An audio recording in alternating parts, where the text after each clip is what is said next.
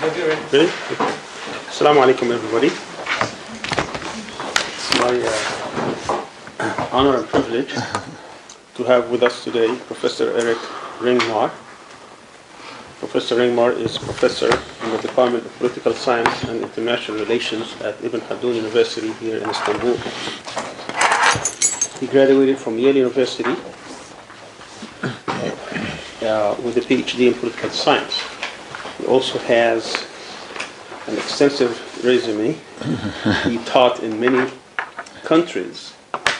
Of course, he received his bachelor from Sweden, also masters, several masters actually, in different institutions, including Yale University.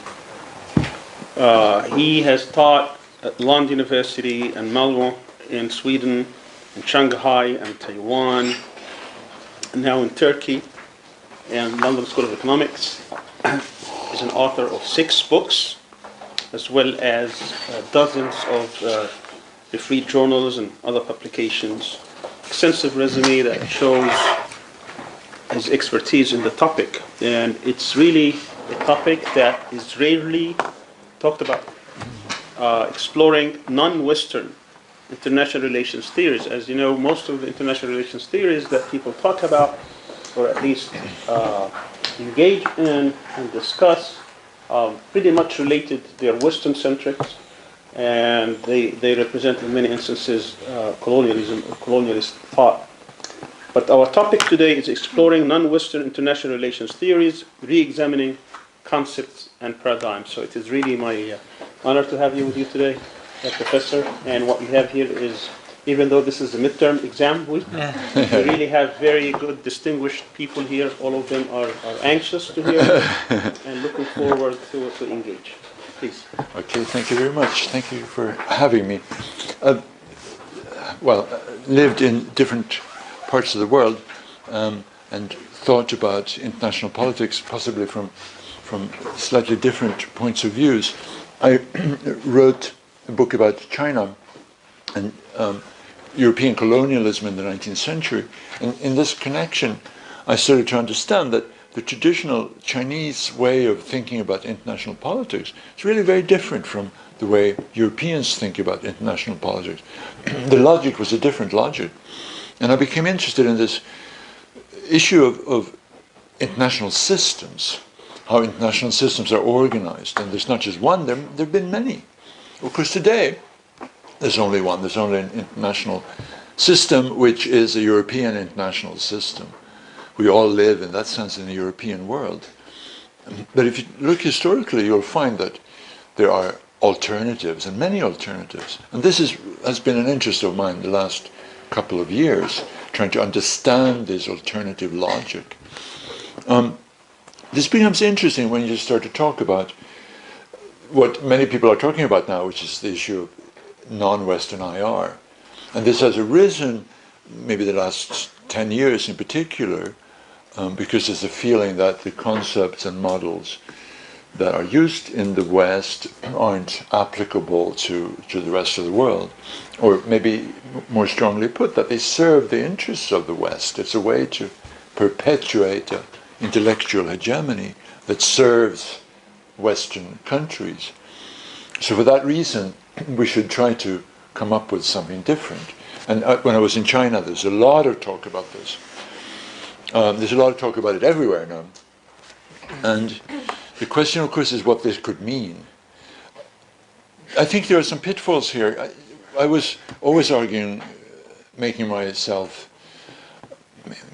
trouble, being difficult in the Chinese context, because it always seemed to me that really what the Chinese meant when they talked about a non-Western IR theory was just a IR theory that served Chinese interests.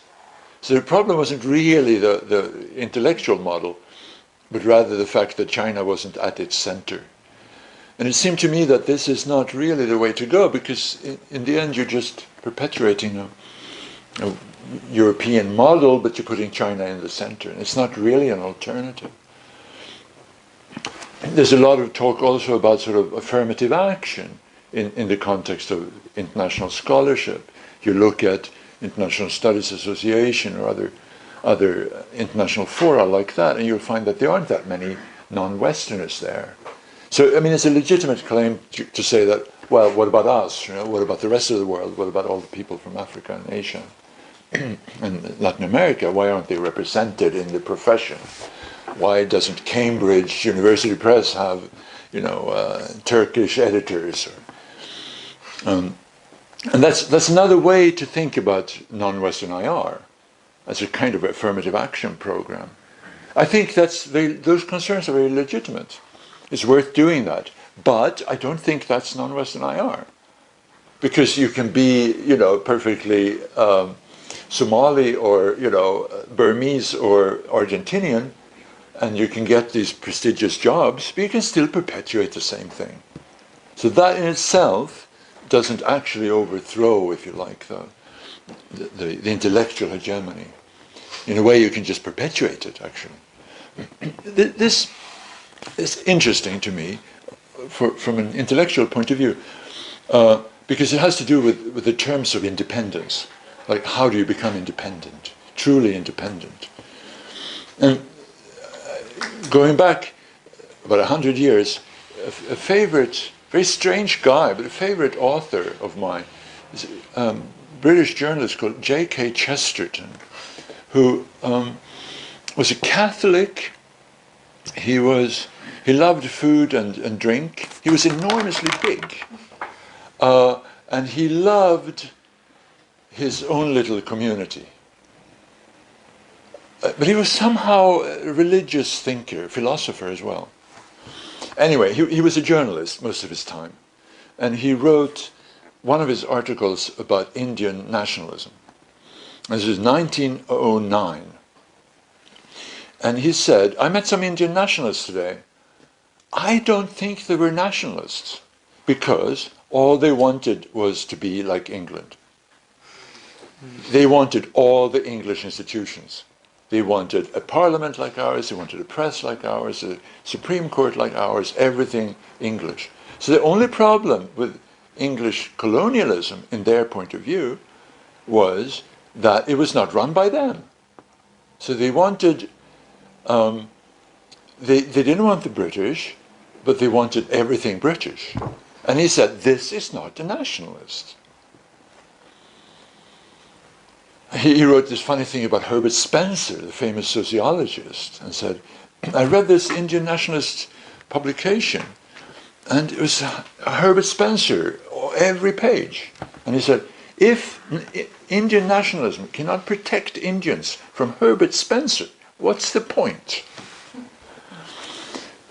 Now, this was an article that was published in 1909, and Mahatma Gandhi was in London at that time, studying law at the Inns of Court in London. And he read this article. And apparently, according to his biographer, he was thunderstruck. Deep impression. And he, already the next day, he commented on this in a preface he wrote to a book. And then he was going back to South Africa, where he lived. And on the boat, he wrote a book, Hind Swaraj, on Hindu home rule, which was the only book he wrote about Indian independence, actually. And he is deeply influenced by this little remark of Chesterton's. His argument is exactly the same one. So, what is the point of being an Indian nationalist unless we make ourselves truly independent on our own terms? We must, before we can have home rule, we must have a home. That's where it starts. It starts with a home. And the home is our home, where we live. And then we take over that. But it should be independence on our terms. If you're looking at what people write about this today, a prominent name is Ashish Nandi, who wrote a famous book, The Intimate Enemy, where he's picking up on these Gandhian themes. And he's talking about colonialism as a psychological relationship, really, between English people, in this case, and Indian people, and what this, the kind of damage that this does to Indian culture and Indian ways of thinking, of course, but also to English people. It's a kind of codependency that is very, very problematic. His solution, his way of kind of, Ashish Nandi's way of psychoanalyzing this relationship is to say that, well, we have to become independent. We have to become truly independent. And we have to do this on our own terms. And he picks up on Gandhi's ideas. And the last chapter in this book is very kind of pro-Gandhian. And the basic point here is that, well, if we are independent on someone else's terms, we will never be independent. Independent on someone else's terms is just a perpetuation of dependency. And if we can't solve that problem, we will always perpetuate these structures of domination. And Gandhi becomes interesting here because just by the way he dressed, right? I mean, he was actually an upper-class lawyer. He was a sophisticated member of the elite. He had studied in London. He was in South Africa. But he goes back to India and he puts on this bed sheet and he kind of walks around, right? Why? Well, to tell the British that, things have changed. Things are different now. And same thing with non-violence. I mean, the British colonialism in India, as elsewhere, was very brutal. And how can you stand up to this brutality? Well, one way to do it is to be brutal back. And this is what Hindutva is all about, what Indian nationalism is all about. To stand up, to counter force by force. But Gandhi is saying, no, can't you see what's happening to you? You're perpetuating this structure of dominance. You're responding exactly the way the British colonial powers want you to respond. You're being tricked. So the proper response here is nonviolence. Nonviolence is a tactic, you could say. It's a way to achieve independence, but it's also a way to tell yourself and to tell your colonial masters that things are going to be different from now on. We're playing a different kind of game here. We're playing a game on our own terms. So anyway, this is like the intellectual problem that I see when you're talking about how to make yourself independent as a discipline, also how to establish international politics that works in a different fashion. So the first problem here would be, what is European IR? So what is it that we don't want? And you can say much about that, of course, but the crucial point here has to do, surely, with the notion of sovereignty and state independence, and the kind of international system that is established in Europe in the middle of the 17th century, focused on individual states, on sovereignty, and on international anarchy. States as boxes that have firm borders, and the world is occupied by states everywhere. No land belongs to more than one state. There's no land left over.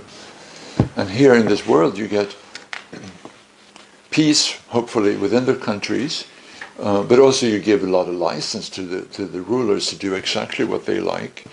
And above all, you create wars between states.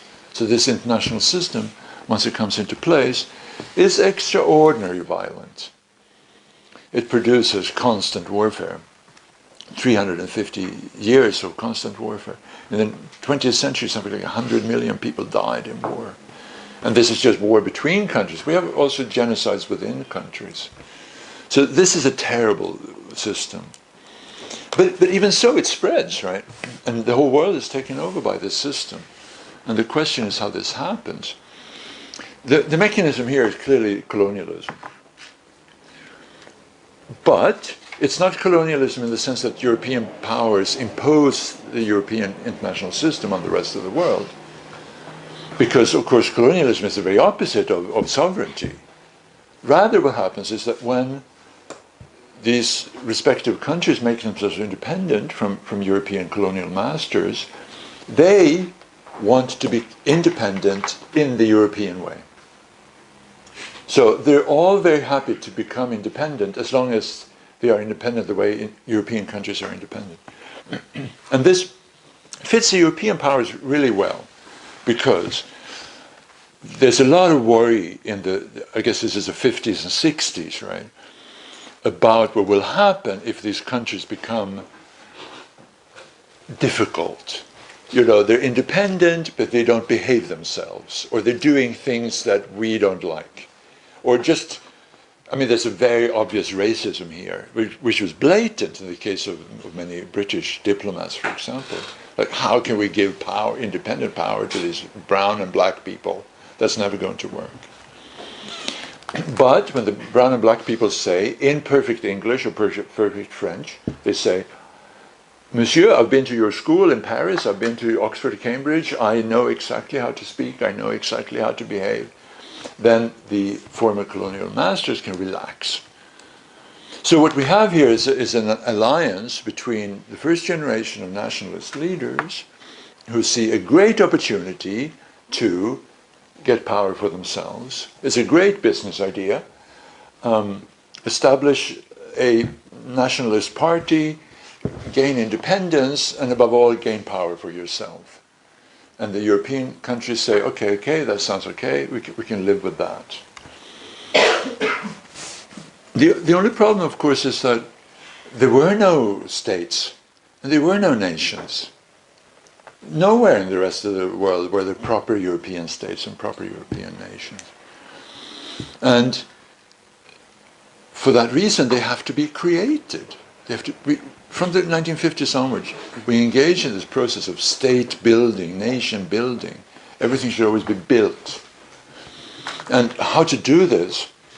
Well, you need to talk to Western experts, right? Because they know about this. So they go to various countries to build states and to build nations. Some of these cases are very successful. Like Turkey is a very successful example. Israel, very successful example. Yeah. Oh, it's China, right? Very successful example. So they are able to almost become European. They're very close. But of course, in the process of creating these states, they also create a lot of trouble.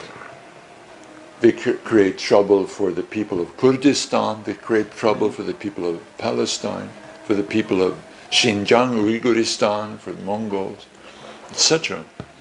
So this victory, if you like, is bought at a very high price. And the nationalism that is created in these states are just say parodies of proper culture. I mean, you have Ottoman society, we have Turkish society, and then we have Kemalism, which surely is a parody of Turkish traditions in all respects. And the same thing, I mean, you have a Jewish tradition which is extraordinarily rich, which is taken over by the Zionists. And in China we have Confucianism, we have Taoism, we have all these wonderful things, and it all becomes, it kind of boils down to Maoism. So there's an incredible sort of violence exercised over other people and also over their own people. And there's always this sense that you have in Turkey and you have in China that we aren't good enough. We have to change. We have. You make a kind of war on yourself as a society, always trying to catch up with something else. And these are the successful cases. But I mean, most cases were not successful. Most cases were horrible disasters. But you can ask yourself, what is it that failed here, you know? Is it the state that failed, or is it the concept of the state that failed? And the two are not the same. What's the reason why Somalia, for example, the Central African Republic, should suddenly become a European country? They're just not very good at this, you know? And the reason is that they're not European. Europeans are so much better at being European than Africans are. And it's very strange to imagine that they should be able to pull this off. And then when they don't, Europeans say, ha ha, you're a failure. And this setup seems to me to be unfair, immoral, and just, you know, it's strange that people don't react to it more, it seems to me. But the reason, of course, is that there's no alternative IR, right? There's no alternative way to think. And the non-Western IR scholars have been a part of this. There's no question. because they are not that different from the nationalist leaders. They see opportunities here. You know, I'm talking about the first generation of scholars in independent countries. I mean, you had a university, you had a nice position there, you could be president of this university, you were the only person with any kind of background in your field. It was obvious you were given this job, and you could become a power player in your academic world. You could be invited to the West and all this. So, I mean, they are playing along in this as well. So the question then would be like, going back to Chesterton and Nandi and Gandhi, the question is like how to become truly independent. And it seems to me that the inspiration here should really be the international systems that existed before the European system took over, the world that was there before. And there are ideas there that are worth picking up on, it seems to me, and developing. This is, by definition, speculative, right? It's not science, really, in the sense of studying how the world is. But then, don't forget, IR, as it exists, is not science either. Because Western IR does not explain what goes on in the rest of the world. It tells the rest of the world how they should change their system in order to become like the theory says. Existing Western IR theory is perfectly normative. It's a world that should change in accordance with Western IR theory, not the other way around. So it seems to me that, you know, why not be a little bit speculative? Why not try to think creatively about this? And many things can be said. I mean, one thing has to do with nomadic societies. And this is a problem for Western IR theory, that nomads don't behave themselves. They don't live within borders. They're moving around. And they're difficult to control. Now, nomadic societies have their own logic, and they have their own institutions. And in fact, if you look at Somalia, for example, it's a failed state for sure. But what they have are nomadic traditions that are surprisingly strong and surprisingly viable, at least in some respects. And what would be interesting to me would be to try to say, okay, let's not try to repair the Somali state, but let's try to improve Somali nomadic traditions, traditional nomadic society. What would that mean? Well, one thing it could mean is that it could tell us something about globalization, because we are all living in a more globalized world where sovereign states mean less and less. We're all becoming nomadic in some sense. And it seems to me a very interesting thought to imagine that the nomads of the past could teach us something, the nomads of the future, you know, how to organize political relations. Because we too are moving around, borders are becoming less and less important, we're not attached to a territory, we speak many different languages, and we're becoming like the people who preceded the state. So what is it that they can teach us? That seems to me to be a very interesting project. Likewise, it's very interesting about thalassocracies. A thalassocracy, thalas has to do with sea. There's a Greek, right? So thalassocracy is a sea-based empire. And we had sea-based empires, of course, in the Mediterranean, the Phoenicians, Greek world, Carthage, and in Southeast Asia we had many sea-based empires. The British Empire was a sea-based empire. Now, what's interesting about these is that they don't have any territory. By definition, they're not territorial. They exist across water. And a map of a thalassocracy shows you nodes, like how to go from one place to another, but it doesn't show you anything about land. So the map here becomes like a subway map, Istanbul subway map, how to go from Halkalı to Yenikapı, you know. So this is a world of a network, a networked world. And that too seems very interesting to me, try to think about a networked world, how that's structured. and how relations function. Clearly, it makes like warfare into something totally different. You know, if you're fighting a war as a thalassocracy, you don't have to defend any territory because you have no territory. So all you need to do is to retreat, to go to, you know, you're in Athens, you go to Sparta, you go to Thebes, you go to, you know, you move around in the network. And questions of sovereignty also become totally different. So there's something to be learned here, it seems to me. And why not? This is my last example. The Ottoman Empire. Now, the Ottoman Empire was a big empire that comprised an enormous number of different entities, political entities, social, religious entities. It was multicultural. And it was possible for people to live within the Ottoman Empire and consider themselves to be parts of the empire, but not to subscribe to any particular nationality or religion. Now, what would happen if you could recreate an Ottoman Empire in the Middle East? Let's forget about Israel. Let's forget about Turkey too, okay? We don't need those are European ideas. We don't need that. So no Turkey, no Israel. Solve a lot of problems. Yeah. We would have a lot of Kurdistan. We'd have Palestine. People could live in Palestine, and they could consider themselves Palestinian. Their neighbor could be an Israeli, former Israeli, would be a Jew, who would consider himself or herself Israeli, but you would be able to combine it all. In Istanbul, all the Armenians could come back, the Jews could come back, the Christians could come back.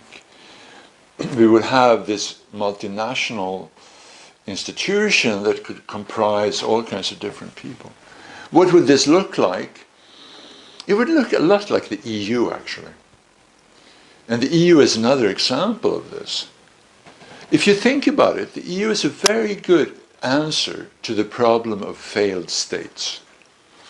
Because no states have failed more than the European states. The EU is founded in 1958 as a response to the problem of sovereignty. The European states did not serve Europeans well because of the constant warfare. There's one world war and there's a second world war. These 100 million people die. But then after that, people are finally saying, okay, enough now. Sovereignty is not good for us. It doesn't work. And instead we're trying to build an institution where sovereignty is pooled and where decision making is shared and where peace actually is established. And this becomes even more the case in a situation of globalization, because again the European states have failed. I mean, I'm from Sweden, okay, 10 million people. How could we ever have anything to say to Mr. Zuckerberg and, Mr. whatever, Gates and all these people? There's nothing we can tell them because we have no chance. In a globalized world, every little country is just too small. Sovereignty doesn't work. Sweden has failed. Sweden is a failed country, and so is Luxembourg and Ireland and, even France and Germany, right, are failed states. Britain is interesting, or England, really. They think they're not a failed state. They think they can do it on their own. It's going to be very interesting to see if they can. I strongly, strongly, strongly think they can't. I think England would be a catastrophic failure as independent. But, I mean, good luck to them, let's say, right? I really think they can make the world. Yeah. Well, yeah. So, no, but this to me is an interesting model too. I like benign empires that are a little bit incompetent, but basically friendly. And this is how I see the EU, and basically how I see the Ottoman Empire too. Because it allows for alternative solutions, for a multiplicity of solutions. Okay, I'll stop there. these last points about how to think about alternatives to the European state model are, as I said, obviously speculative, and you can have all kinds of views about this. So I might get my facts wrong, or there be other interpretation. But that is not the main point. The main point is that it calls for quite a lot of creativity, historical knowledge, creativity, and an ability to sort of imagine alternative futures. And that, to me, is a very exciting field. Thank you very much.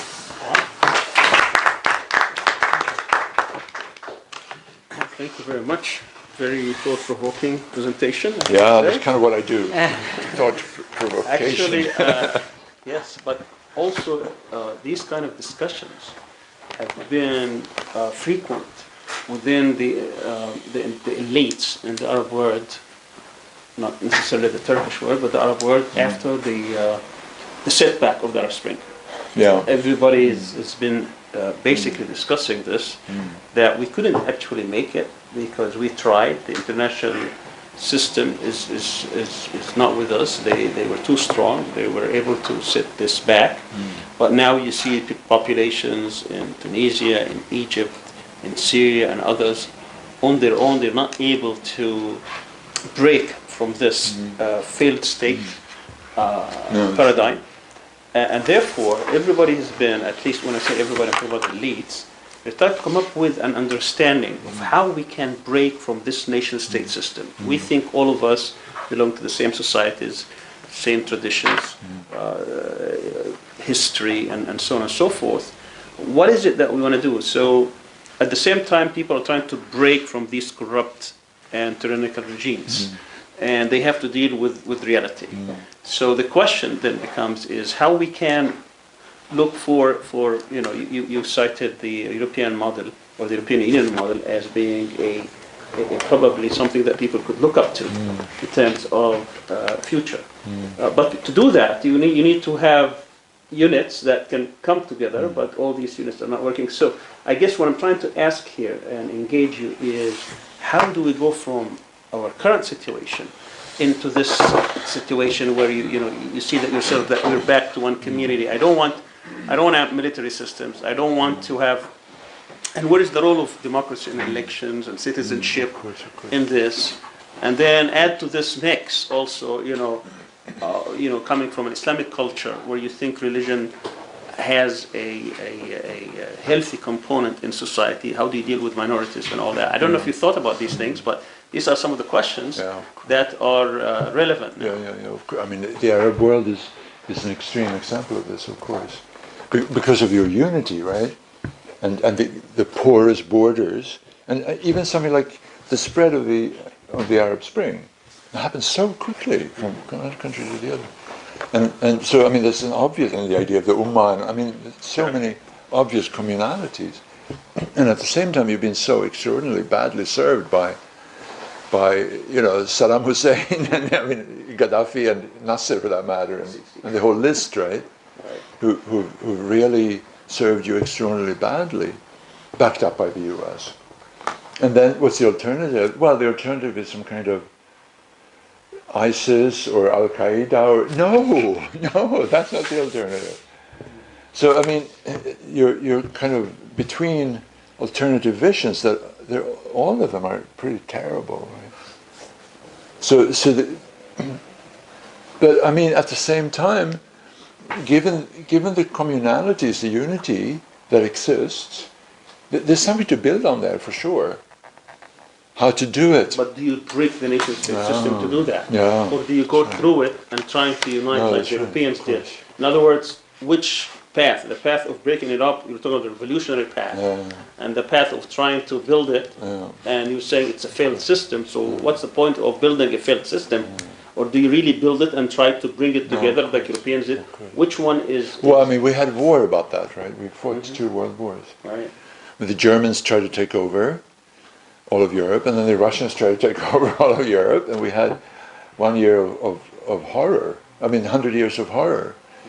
And then eventually the EU, I mean, God knows the EU has problems, of course. All kinds of problems. I just wanted But I mean, that's how we arrived at that solution. And of course, that's not something you can recommend to anyone. But is the revolutionary path a viable one? Where you try to break all these sovereignties, all these nation-state systems, and impose, like what the Lebanese today are trying to do, is to break this sectarian system that's been, in existence now for almost 80 years. And is that a viable option? Can people actually break an existing system? Is popular will strong enough to do that? That's when I become a historian. I don't know. But it just seems to me that to be an awareness of the problem is very important, and to put it in sharp terms, and to realize how easily you're co-opted into a system that is not viable, and to resist independence in this sense, and sovereignty, and power, and money too, for that matter, and to reach out to something which is an alternative, and to have a self-awareness as a politician or as an academic too. It seems to me to be very important, and I can't help any more than that. No, of course. And but it's important to get a sharp definition of the problem, it seems to me. And once you have that sharp definition, then you should be able to continue to think, to go on. The final point I'll try to raise, and then we'll open it for everybody, is that what's interesting is that within, again in the context of the Arab world, is that the Islamic movements, which are supposed to look into beyond borders, beyond the Western model, the nation state, have adopted them or internalized them to the point that whenever they are in charge, they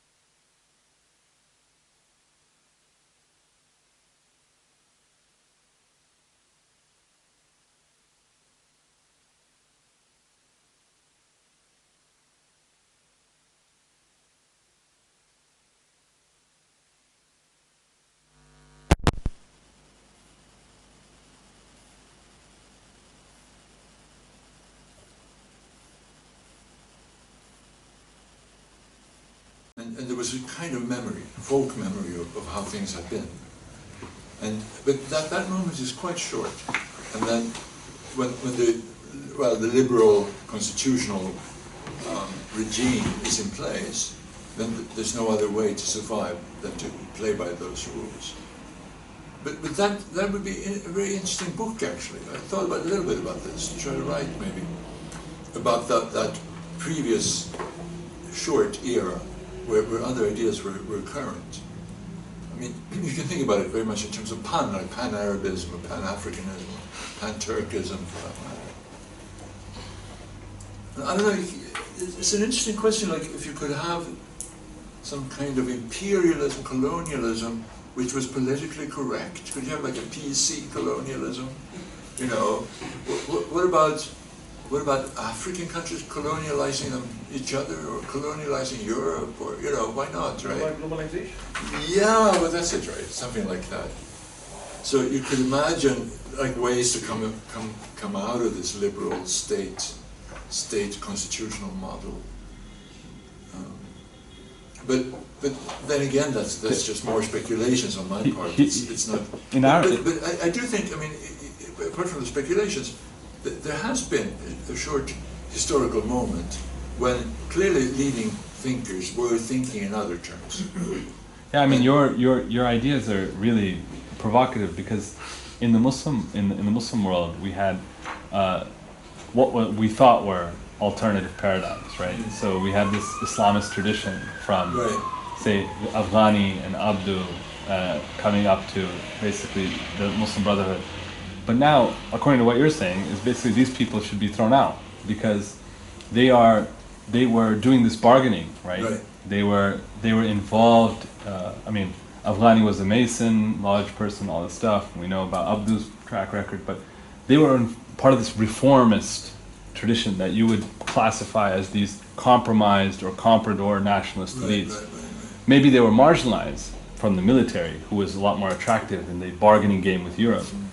But this whole tradition basically is contaminated as far as you're concerned. I mean, these people were arguing exactly like, we need democracy, we need constitution, we need popular sovereignty, etc. We need a state. Well, that's a good point, though, because what happens to all those liberal values, you know, what happens to democracy, for example, it's not so easy to have democracy. I mean, the EU has big problems with democracy, and so did the Ottoman Empire, you know. Yeah. So empires don't work that way. Even, I mean, these kind of benign, friendly empires that I kind of like, they're not very democratic. So that's a problem, and possibly a problem with human rights. And so if you step away from the liberal constitutional model and you try other models, then you have to be prepared to somehow renegotiate. I mean, I talk about nomadic societies in Somalia or whatever, and nomadic societies were very patriarchal. I mean, they were quite egalitarian. And the patriarchs were always ruling somehow in relation to their families, and there was a sense of community, and you couldn't do exactly what you wanted, even if you were leader of your tribe. But at the same time, it was not, you know, a democracy, and the status of women was, etc., etc., right? So I mean, you cannot just get rid of the bad parts. You have to probably renegotiate a number of the values that you actually, or I, you know, embrace, right? Okay. Any questions? Well, thank you so much. Just for the part of things we talk a lot about sovereignty, considering the fact that like the internal and external sovereignty you have, how would you interpret, or I would like to hear your comments on the humanitarian intervention, in the failed states or whatsoever, like in the state, in the notion considering the sovereignty itself, sovereignty of the state. So having said that, you have these very famous R2P responsibility to protect from the Canadian Convention. How so-called, let's say, if the Europe as a whole is a failed state itself, how then would they justify or sort of exemplify, so to speak, their intervention, by which whatsoever means it is? For example, you have the case of Iraq, you have the case of Afghanistan, you have so many others. No, that's right. Well, I mean, that would be an example of a shift, for sure, a change. Responsibility to protect violates norms of sovereignty. The problem is just that it's done in such a one-sided way, right? And no one has any faith in these actions. I mean, if the U.S. president, especially the current U.S. president, says that you're going to invade somewhere, then you know big trouble will come. So I suppose there the issue would be if there's some way to, well, again, sort of politically correct form of responsibility to protect, if there was a way to make this standard more objective and more well-balanced, or, I mean, can you imagine a world where Muslim countries invade Europe in order to protect European citizens? If you can't imagine that, then there's some problem with this notion, it seems to me. How about the case of Tibet and Chechnya? How you can, the case of Tibet and Chechnya, where the so-called Union of the United Nations failed. Of course, because it's true. I suppose you can analyze those cases and you can try to think, would there be a different way to do this? Can you come up with a better mechanism? Because surely those are examples of some alternative model.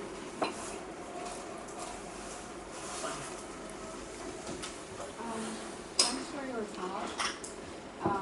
What I could see at the whole thing, there is a problem in the term IR itself. Okay. So like when we look at the roots of the IR, like it actually came from West, and we were basically serving the interests of like Western hegemony. Now if we start looking up to like European Union models or like Gandhi's model, again we are serving the interests of the European Union member states and like obviously like Gandhi's thing.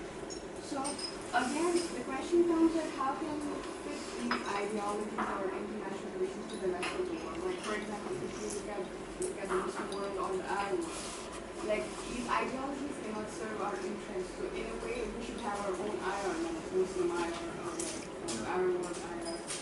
So the problem is again the same thing. It's like replacing the aliens, like replacing Western by European. So I don't think like. But the idea is not really that the whole world should become like the EU.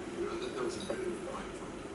But rather that as a way to think about an alternative to the state system. The EU is an interesting example. And there could be other examples of the same attempt to replace what's existed with something different. Don't you think we all have to create our own models based on our history? No, that's right. No, and it seems to me that there's so much in Muslim history and the history of the caliphates. And as far as I understand the history of the caliphates, you have of course there are lots of fitna, right? There are a lot of wars, everyone has sort of things. But there's no wars like we had in wars in Europe. There's still a sense of community. And there's some reasonable kind of modus vivendi way of living together. Now what I find interesting about like the Abbasid Caliphate, for example, is that it was based in Baghdad. But it didn't take very long before the Abbasid Caliphate somehow imploded, and all these regional centers throughout Central Asia became very prominent, like Bukhara and Samarkand and Tashkent and Isfahan, whatever they call it, Shiraz. So this model is a very interesting model of organizing national politics, if you like, where you have a community with a strong culture and religion that somehow unites everyone. But then you have also a lot of independence for different courts. And that's a kind of way of organizing things that you could be inspired by it or start to think about. And actually, the caliphs in Baghdad themselves weren't very powerful because there was always a vizier or a prime minister or someone who took over about. So you have a system which is very decentralized and kind of dynamic. And of course, this is the time of the Arab Golden Age, and very dynamic culture. And there's clearly a connection. between the political organization and the cultural flourishing, because you have competing sectors and you have built-in dynamism. So, this would be something to go on thinking about.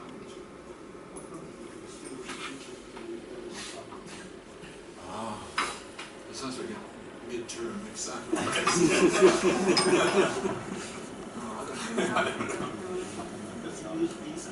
I probably use them overlapping. I'm not sure. It's really interesting. So sovereignty, in a sense, has significant connotation in independence of other countries.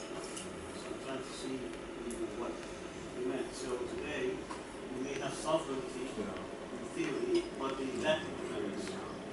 But could they be independent, not sovereign? Is that possible? Yeah, definitely. Yes. Definitely.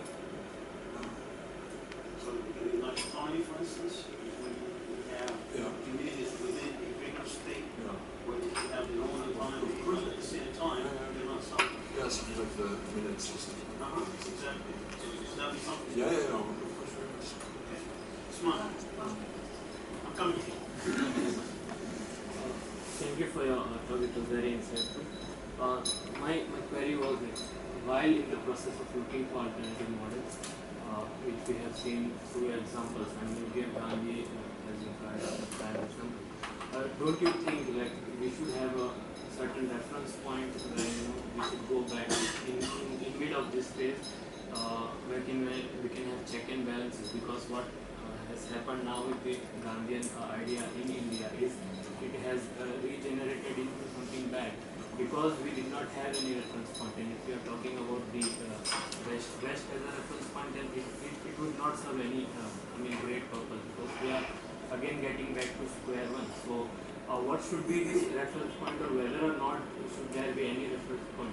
If not, then where are we heading towards? This was I think it's very somehow significant and terrible that Gandhi was assassinated by Indian nationals. And that guy is being now celebrated as something great. Of course. Because that shows exactly the problem. Anyway, how do you come up with something like it? Because the people who are playing by the European terms who are always being the more powerful. And what's going on now in India is just a continuation of the same thing, basically. You have Modi Hindutva project, which is exactly playing into. Yeah, and the sad thing is that they are naming it as something for Swaraj, it's Indian something. So this is lack of a reference point which we are. Well, it's a kind of illness, European illness, a nationalistic illness that spreads to one country after the other, and it's doing this kind of damage that's been done in India, Israel, and Turkey too, right? In different ways, of course. In China. So this is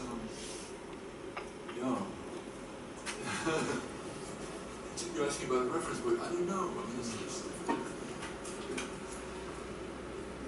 mean, maybe I'm repeating myself. You can go back in history and try to recapture a moment where other possibilities were open to you. That would seem to be it.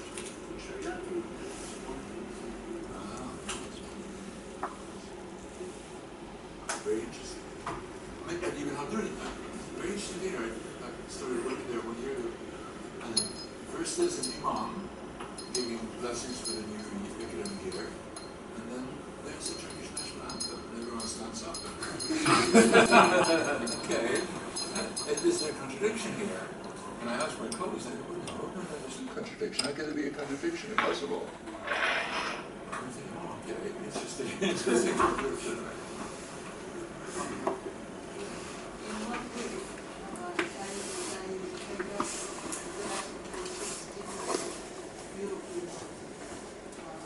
In Malaysia, I do not know, I say this because there is a little bit of racism in myself. Genetic or environmental. But in Malaysia now, for example, the Chinese national politics, when they buy land, you will never get it back. No. They buy more and more. Now they will make it free states. Not only Indonesia, but also in Africa. I know. And some people say that we would rather be occupied or colonized by European countries than China. So that is your yes. No, I know. It's story. The traditional Chinese national system is really very interesting because it was really very different. And they had this idea of tribute. So we had China. China was kind of like a sun in a solar system, right? The big sun. You had planets. There were different countries, and they were all somehow facing the sun. And this alternative system is based on like in Japan and Burma and Malaysia was part of it, Java was part of it, Tibet was part of it. So they're all related to this Chinese center very, very strongly. And this was also very peaceful logic, actually, very, very conducive to economic development. There weren't that many wars in traditional East Asia. There were wars, but not in the same way. And the Chinese empire in the center managed to create a kind of cohesion, a kind of order. And this is, yet again, a different logic of how to organize an international system. And you had to go to Beijing, you had to do a kowtow, you had to give gifts to the emperor would treat you kindly, give you a banquet, show you fireworks displays, and you could go back, to the country you came from. This was the Chinese tribute system. But this collapses completely under the impact of European colonialism. So the two opium wars in 1860, the Chinese lose all confidence in this. And then instead you have what the Chinese talk about is 100 years of humiliation. So from 1860 up to Mao, 1949, they are humiliated by European power. And the lesson that the Chinese people draw and that Mao draws from this is that we should not be weak again. We should be strong like the Europeans. What was the And this is what they internalized, the idea that we should be a sovereign country, we should be strong, and we should be able to stand up to the West. So, I mean, this is a problem. You know, they're being more European than the Europeans. They're being super European. And if you talk to Chinese people, they are all realists in this IR sense of it's all about power, it's all about anarchy, we have to have big weapons or we're going to get beaten. So they adopted the European Yeah. model. This is the model. Yeah, entirely different. Entirely different. It's nothing like the model. Do you think this is like it's supposed to be done? Because they are working like Europeans in international relations? I suppose. Or they just using the... Well, I mean, yeah, but this is the mechanism whereby countries are socialized into the European system, that there really isn't an alternative. I mean, this is what the Chinese people say. If we're trying to be different, we try to have this traditional tribute system, organize the national in a way, but it just didn't work. We were overrun by the Europeans. And you know, if we want to, and the same with Turkey, of course. I mean, this is Kemalism, right? We were weak, we were invaded, Kemal Atatürk saved us.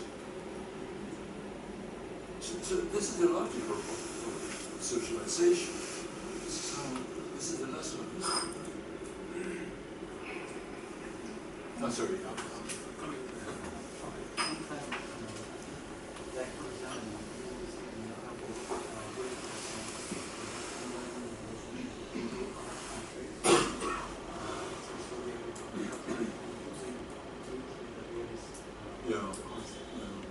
which is very big book, on which so what is the fact that from you think that we can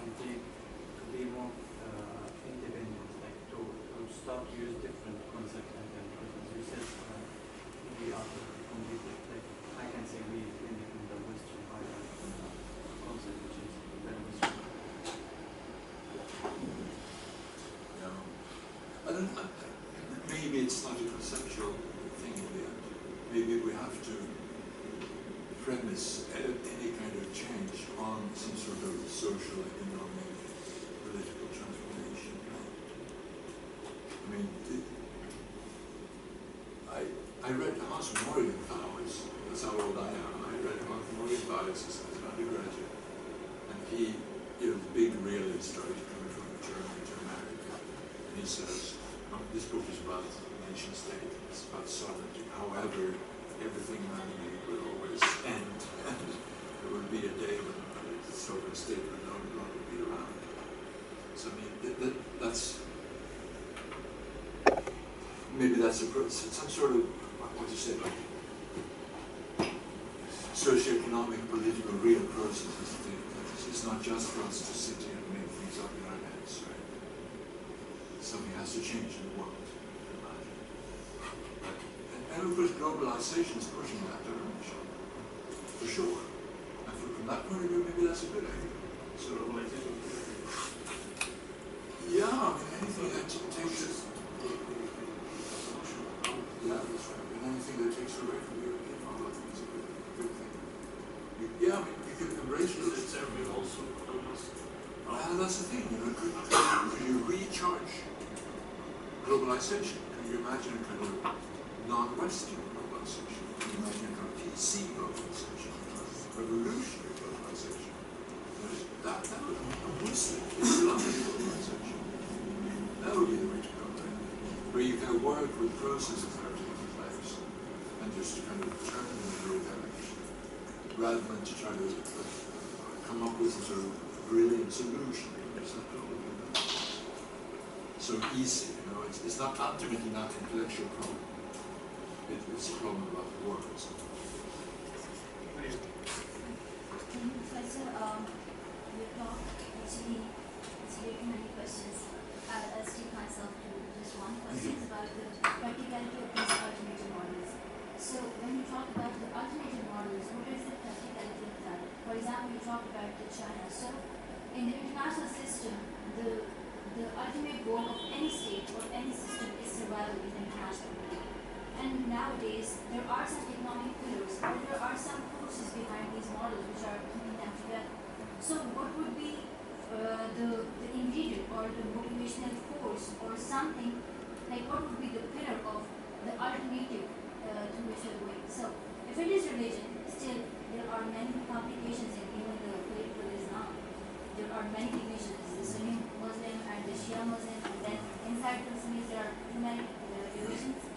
So the way you talked about China, so China also saw that their local model is not working. So they come up with something like socialism with Chinese characteristics, which is the new liberalism. My question is about the practicality. How practical is the alternate international relation system? Similar ones.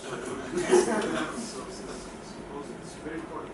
I'm sure you're familiar with Scheimer's work and his 5 assumptions and all that. So if we're going to have a particular new dimensional system, how would that differ? Because he is proposing a model that he thinks I have about 75% predicted in relations. How do you change human behavior? How do you change the system where you can have a good model that will serve humanity at the same time it's predictable? You can predict how we do it. That's, I guess it sounds similar. Because how do we go from here to there? What do we need?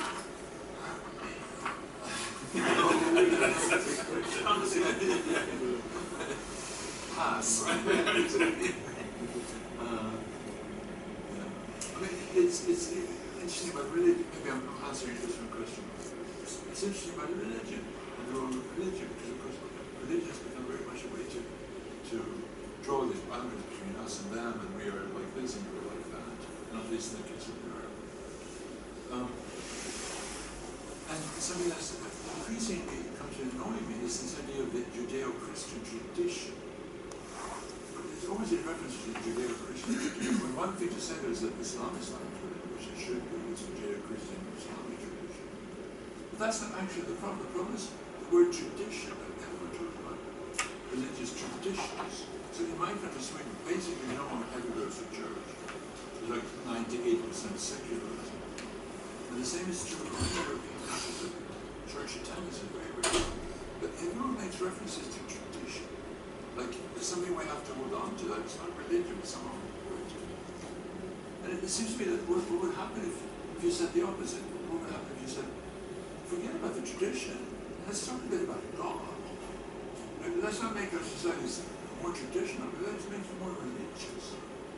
And it's always seemed to me that people of actual faith, my grandfather was a vicar in the Swedish church and he taught me a lot about true religion, I think. No, but it's something spiritual faith. It's something that animates your heart. And it's something that you share with other people of faith. And it always seems that people who actually believe understand each other so much better than these people who defend the religious tradition. So from that point of view, religious traditions are very problematic. Whereas religion is actually quite easy, you know. I mean, in Northern Ireland, for example, you had Catholics and Protestants, and they were at war. There was a civil war in England for 30 years. The priests never fought the clergymen and the vicars. There were never battles on religious grounds. So it would seem to me to be a way to kind of make the world more religious and less traditional, as a way to increase actual understanding. But of course that goes against the liberal secular idea that you have to have a neutral sphere, where religion is banned, and that the only way for us to communicate is by shedding our religious identities. But I'm not at all convinced that that's the case, because it hasn't worked very well as we should. Sorry. Dr. Stein, I have one question. I don't see how many hands, so we can bunch it on. 1, 2 hands, 3, 4. And trying to make a comment or ask a question? Mine is a very quick question. You could couple mine with someone else. Okay. My question, I mean, like, for us here, you know, one of the things, what are the major pitfalls in international relations theory or teaching international relations that make us go down the route of basically reiterating Western European liberal ideas? How do we, like, what I'm trying to say is, like, first of all, how do we not reproduce here locally in our institution? And number two is, how did you, as a white European male, end up with this kind of orientation when most of your colleagues in Europe are basically racist? Where do you like to go wrong? This is your simple question. Yeah. I mean, I feel like that's where we've been asking him, how do we solve Islamic problems? I feel like more relevant to his experience is asking how did he get to where he is? How do we find more allies like you? No, I mean, I'm interested in history, and that's how I'm actually a historian rather than a theorist. So, and this is how I got into this, because I realized there's so much interesting historical material. So I put together this textbook, which tries to talk about what the world was like before the Europeans showed up. So what about international in Africa, in the subcontinent, in India? What about the Mongol Empire? What about the Muslim Caliphate? So I mean, that would be one way to teach this, I would have thought, to go back and talk about historical material. And much of that is fun because it's just not known, you know. So you can tell good stories to the students and get them interested. I mean, that's one way to do it, for sure.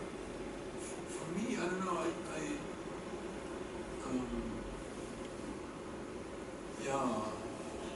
got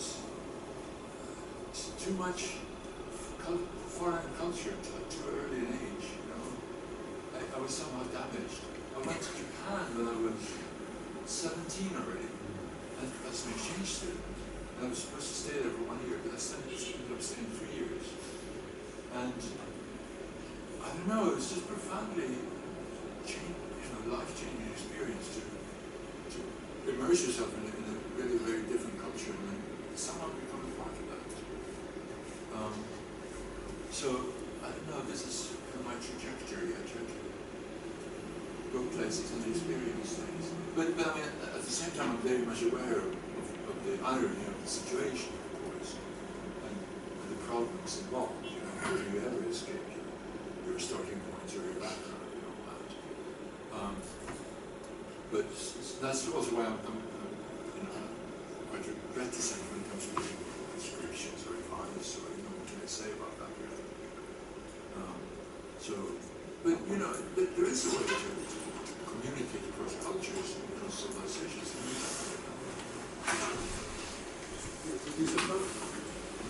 First of all, they're not damaged. Thank you very much. Very, very much. A lot of thought. Things for self-improvement. I have so many questions. So I'm going to try to be brief. I chose this question because I think this is something that you may not have gone into, and I'm not so sure if you do go into this in your book, but companies, corporations, kind of role they play into the current system coming into being, if you will, starting with the East India Company, which is the company. I'm sure you looked at that when you were doing your research. So in today's model, there are so many conflicting forces within the nation state, internal, external. I just wanted to hear your comments about your thoughts about companies, corporations in the inception, as well as your thoughts that because today's corporations are sort of cross-border, which breaks the nation state model. Your thoughts about how this might play into bringing the nation state cycle to an end. Super interesting. Extremely interesting. Yeah, I thought a bit about that. Because if you're working in a corporation, you're in a way living a very nomadic life, right? You're sent around to different places within the corporation. Corporations is your identity much more maybe than the country you're from. And that they have, of course, a lot of economic power and political power. And many corporations are much more powerful than sovereign states, or at least ostensibly sovereign states. And I mean, the Dutch East India Company had incredible impact.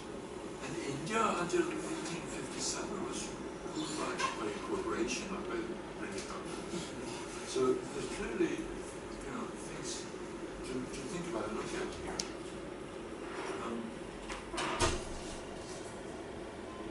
I don't mean it in the general sense, but perhaps the influence on international are as a focus, you know. Of course. And it's, I mean, you can imagine something like the Hanseatic League, for example, in Europe, which is based on the cities around the Baltic Sea. Based in Germany, but also in Scandinavia. England was part of it, Norway was part of it, the Baltic countries. And here, this is more Russian corporations who are trading with each other. They also created political entities, and they were governing themselves. They had their own laws. And this was a model which was pre-state, or this medieval period. But really surprisingly successful in economic terms, no doubt. And it was creating a lot of, like, the liberty of the cities, Hamburg and Frankfurt, you know, you were a burgher there, you had your status as a citizen. Some model like that I would find extraordinarily interesting. And in fact, Charles Tillich, famous historical sociologist, he was working on something like this at the time of his death. There are things he published that are clearly not finished, but they were published after his death. But he had these ideas about what about, you know, mercantile world economy, or what about basing it on city-states, what we're basing it on corporations, and that this could be an alternative model somehow. But this goes back to the Middle Ages, and of course Middle Ages are very interesting here because they're before the establishment of the European financial system. Thank you, Professor. I have a comment on this question. I think, first of all, this Western hegemony and liberal international system is going to begin And I think we should revise this narrative, the Western hegemony narrative, in the two levels, the academic level, the theoretical one, and the practical one, the real world. When we talk about the theoretical world, academic world, we talk, everybody here talk about the Western hegemony, West, the hegemony of the West. I think we are talking about different West, the West with S, not West without S. Because, for example, in the West, I think we are in the hegemony of Anglo-Saxon hegemony, not the Western hegemony. Because we have a lot of schools, the German school, the French school, the Italian one, the Russian one, and each of them starts from different philosophical roots. So, but now we are living the racing powers, Germany as a racing power, China, Russia, and I think the coming world is we will have big opportunity to create other models. Yeah. In the level of the real world, I think so. In my last paper entitled "The Evolution of Globalization and the Return of Thursday's World," I think we are living in the great illusion now of this liberal hegemony. Why? And I take here like 5 elements, arguments. The first one is the return of geography, the globalization and the liberal hegemony claim that the geography is young, and the epoch of geopolitics is dead now, and we are, but now we are living the return of geography again, like Captain said, for example. The second one is the return of Thursday's travel, like he said, and the return of the global power, again, competition among powers. The third one, I think we are living again the transit of hard power to the Russia now. And every liberalist claim that we are living the end of the hard power. But now this is the return of the hard power with another way. The fourth element is the end of this integration models like Europe and the place of nationalism. I think nationalism is the kind of racism. Racism, I said, is racist wearing suits. Is a kind of racism. And look at Europe. The final point, I think, we are living the return of what I call the neighborhood states, or state of great leaders. And this is very different from what liberal hegemony said and claimed. So this is, we are living such kind of a different world. And this different world could give us a big opportunity to create our models, not Western models. So, this is I think definitely that in many Wests, there's no question about that. It's somehow very interesting that the Anglo-Saxon world were pushing the globalization project, going back to England in the 19th century, and then the US in the 20th century. And that now the US and Britain are electing leaders who are choosing very different political course. Somehow there's something interesting about this, that the Anglo-Saxon hegemony, they're basically abdicating essentially. They're no longer taking this responsibility. So what will come as a result? But that's definitely very good. This is changing. No question about it.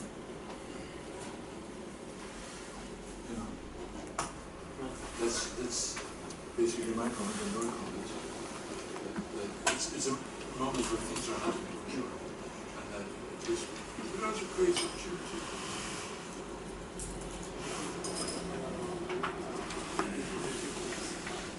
I really got off to this wonderful debate, and the debate especially when it came to this wonderful names and pictures coming to describe the systems Western and Western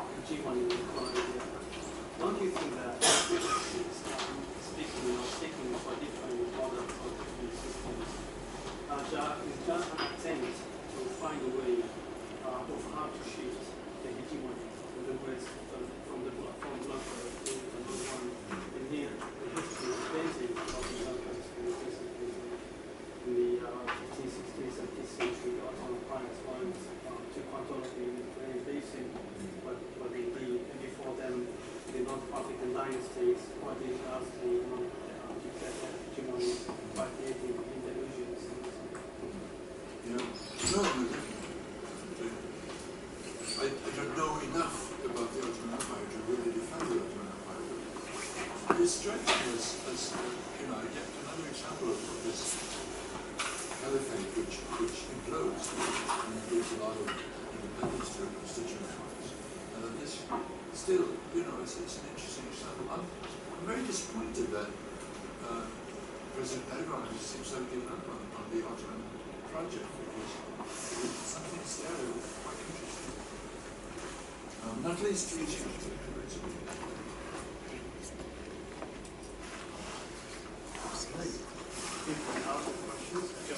There's more questions not to be answered.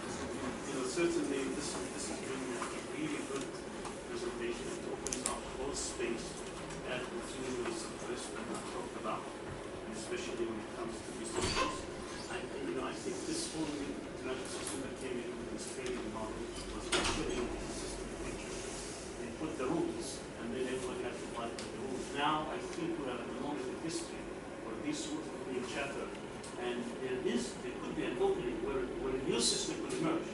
And I think that's where we really need a thoughtful people, the people who actually have been down from this whole thing, is actually start bringing new paradigms, new concepts. And I think this, if anything, this lecture is actually open that for whoever thought that this is a closed door. It's not. It's really quite open.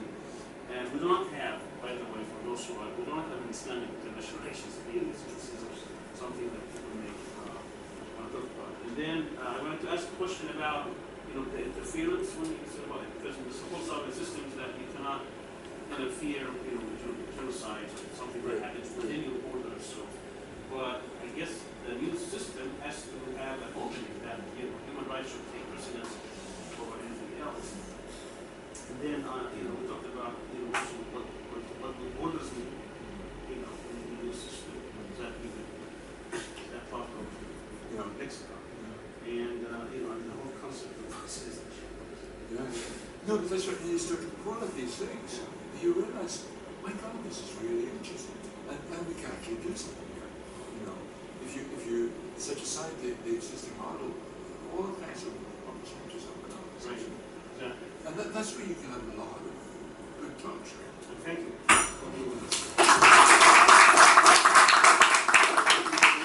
right, buddy.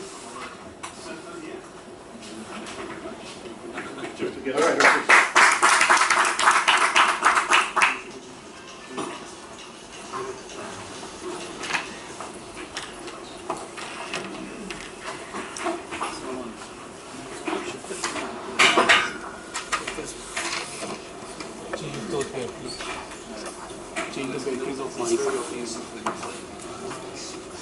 Batteries of net. What happened now? Yeah, it's Egyptian thing.